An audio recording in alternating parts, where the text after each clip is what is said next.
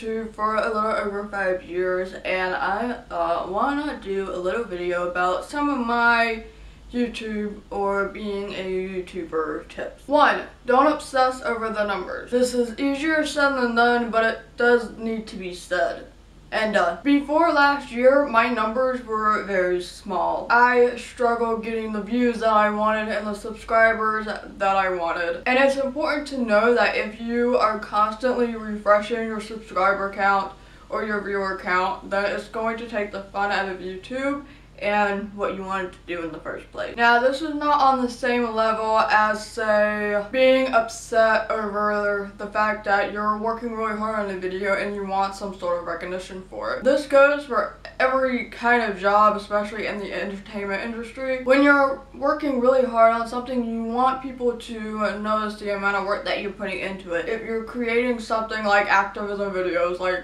with me and my deaf awareness videos, you want people to be able to see that. But like I said, you don't want to be constantly refreshing the subscriber count and losing your mind when you see that one person subscribe, or even 100. Sometimes that happens and you just have to kind of deal with it. It is a little bit upsetting because sometimes it's not necessarily just about the numbers, it's just feeling like, wow, this person doesn't like you anymore and you don't really know what you did to make them to unsubscribe. Also, don't obsess over numbers of your YouTube friends or just other YouTubers in general. There are people who started off after me and who are now much bigger than me in terms of numbers, and it gets a little discouraging, but you can't let it consume you so much that you end up getting really bitter. It's happened to me before, and sometimes it still kind of happens, but it's just something that you have to work on and try to get over. 2. You don't need the fanciest equipment when you're first starting out, especially when you don't really know if YouTube is what you want to do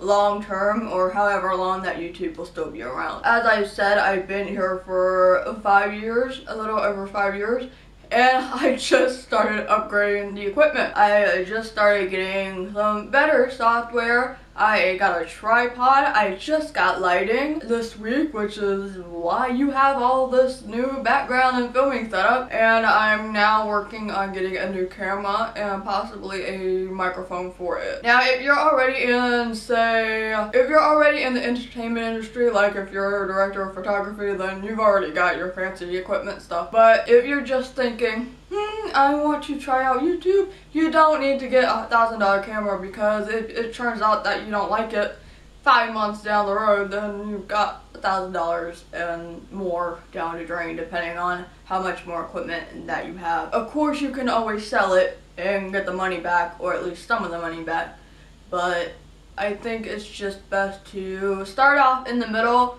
and then upgrade as you go. On my first 2 years of YouTube, I had a little crappy Kodak camera that did not film in HD, and then I've been using an HD camera for the past 3 years, which is the one I'm using now. It's not the most HD in the world, but I think that it does the job. 3. Interact with your viewers as much as possible. This does not mean you need to reply to every single tweet, every single comment, every single Facebook message, or whatever. I did make a video a while back talking about how we're just human and we forget, or we're just not in the mood to reply, but I think it's important to at least take maybe, 1 day a week and just, talk to people. You can do live stream, but because a lot of my viewers are deaf and live streams do not caption, I don't do live streams. It's also important to know what social media you use and what you don't use. I am mostly active on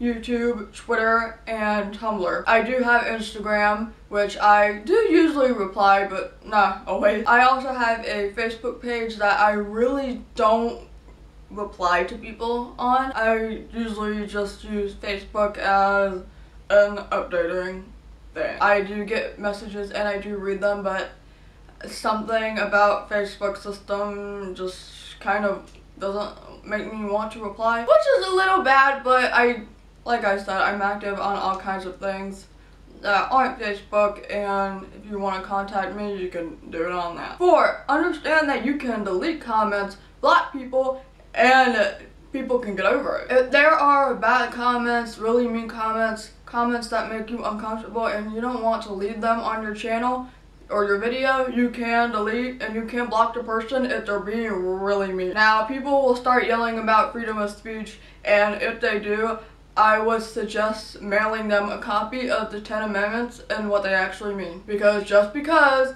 Bob and Susan say that you're ugly or something, it does not mean that you can't delete them and block them if you want to. If that makes you comfortable, do it. If that makes your viewers comfortable, do it. The First Amendment means that you cannot get thrown into jail for saying that cops suck. It does not mean that Bob and Susan cannot get called out on for being mean. Sometimes an occasional argument will happen in the YouTube comments, and it drives me nuts, and I just want to delete the entire thread because for some reason I cannot just turn off notifications to that one thread. And until YouTube gets on that, I would just delete the thread, because that means I stop getting email notifications and notifications on my Google Plus page. Sometimes those threads get very long, very heated, and very exhausting, and sometimes it's just best to get rid of it altogether. There is a difference between constructive criticism and people just being jackasses, so you know. And number 5,